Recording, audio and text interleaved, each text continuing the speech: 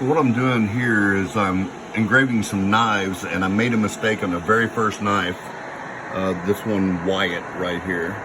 When I first did it, I had a shadow because I did not focus it. I forgot to focus, and there was a shadow under the W. So I immediately stopped it.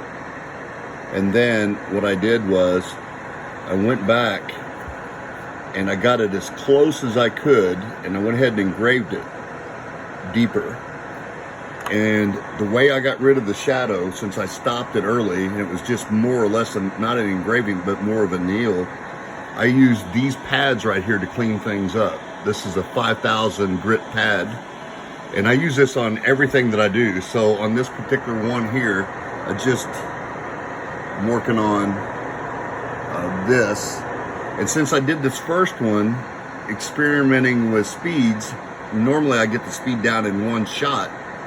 But since I messed that first one up, I had to mess the rest of them up without the shadow, of course. But I have to use the same settings. So this one now is finished. And so what I'm going to do is I'm going to take this knife.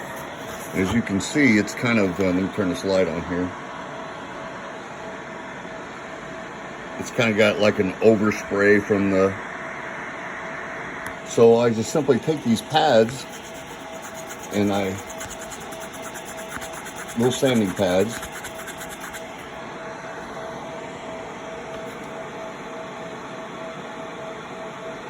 and I clean them up. So I guess the moral to this story is, if you're doing knives and you make a mistake, you can sand off that mistake as long as it's not too deep. And now you can't even see where that shadow was on that knife.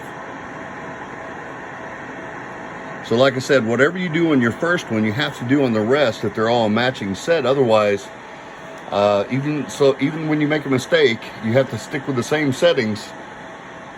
Otherwise, you're going to have an issue with them looking alike. So you can see my final setting on this. So I hope that helps you out a little bit.